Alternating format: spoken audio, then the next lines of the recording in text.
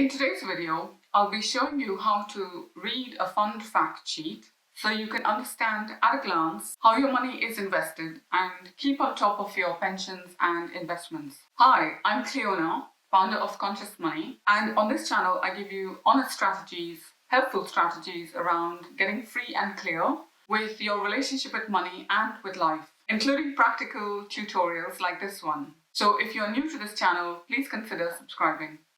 I have been reading fund fact sheets for a long time, maybe over a decade, and initially I found it a little confusing. As time went on though, I developed my own methodology for scanning information and became quite quick and efficient at it. Hopefully my tips will be helpful. Let's get straight to it. I see fund fact sheets as a story of information. The more you eyeball these fact sheets, the more you train your eyes to read this information. So do persist. It gets familiar and easy with time. Information in a fund fact sheet is laid out in a standardized way, so it's easy to scan once you know what you're looking for. Before you invest your precious time scanning, check that it is a recent fund fact sheet. They're usually updated quarterly and you can download them as a PDF. You can find fund fact sheets on Morningstar or TrustNet. My preference is TrustNet, but it's more about familiarity and what I'm used to. You can go with any format you like. Start with the name of the fund. It usually says a lot. Then at the top of the fund fact sheet, you want to read the fund's investment objective and style. What financial goal is the fund trying to achieve? And what style or approach to selecting investments is the fund manager trying to get there?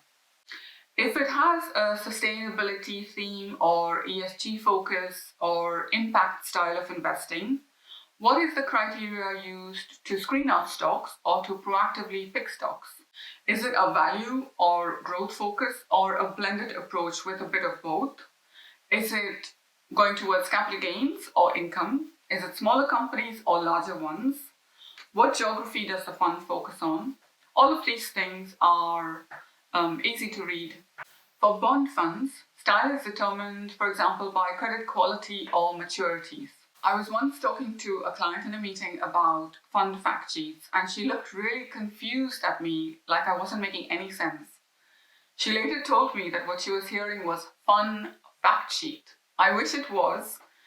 Actually, it can be. It can be a lot of fun when you pick the right funds and you see the investments growing in your portfolio. It can be fun. It helps also to see how big the fund is, which of course is quite relative. A fund of 100 million would probably be on the smaller side and 1 billion plus would be fairly large. A fund can get big, sometimes as big as 15 or 20 billion, because it was attractive to investors. But big funds can be mediocre too and can be harder to manage, so big does not mean better. If you think of a boat on a river, a smaller boat is sometimes easier to steer and direct than a very large ship.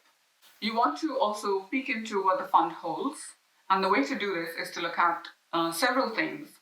The top 10 holdings and number of holdings are important, and also useful to know how much of the fund is accounted for by the top 10 holdings. What's the percentage size of the top 10 holdings? If the fund has, say, 5 holdings, which comprise 30% of the entire fund, then potentially the fund could be quite volatile depending on how those 5 holdings perform. It's not necessarily a good thing or a bad thing to have this sort of concentration. It's just important to note that a few stocks would have a big impact on that fund performance. Also, look up the companies that make up the top 10 holdings.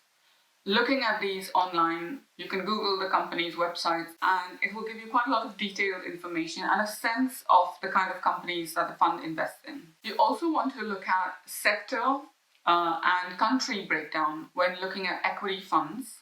When looking at equity funds in Asia, for example, exposure can vary quite a lot from fund to fund. So look at country breakdown. Understand where the fund invests, as the name will not necessarily tell the whole story. For example, an Asian equity fund or an emerging market fund might actually be quite similar and maybe include a lot of exposure to geographies like China and India, and maybe even have similar holdings. So you do need to pay attention to the duplication that might happen between funds if you're picking a few different funds. And if you're wondering what is this fantastic plant in the background, these are pea shoots. When I'm hungry, I just reach behind and no, I'm just kidding. The light is really good in my office, and so I grow pea shoots indoors, and it's a really good thing to grow if you're into growing plants.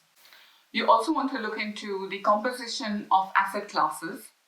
Asset classes are things like equities or cash, fixed interest, property, commodities. Usually, a global fund will be predominantly equity-based and a bond fund will predominantly be fixed interest, but it's worth noting. You also want to note the launch date. Is it a new fund? If it's launched in less than 3 years and you don't have a track record, what was the fund manager's track record at the previous fund or fund house? And then you also want to pay attention to performance and the track record. How has the fund performed versus peers, quartile rankings, etc., and versus benchmark? You want to see some consistency in performance, and that old disclaimer, of course, the past is no guarantee of the future. The fund's quartile ranking is easy to scan on the fund fact sheet. So if a fund is first quartile, it's in the top 25% of funds in the sector for performance. And if it is in the fourth quartile, it's in the bottom 25% of funds in the sector for performance. Again, quartile 3s or 4s are not all bad, but you do want to notice how the fund performs against the sector and the relevant benchmark. Key investor information document is another document that is useful to check out some facts related to the fund, like risk, reward, investment objective of the fund, fees, etc. Look at the OCF, or ongoing charges figure, as it's a more accurate figure for costs. The ongoing charges figure includes the annual management charges and other costs included in the running expenses of the fund, including regulation and marketing. I hope you got some value out of this video. If you did, hit the like button for me and hope to see you again in the next video. Thank you for listening.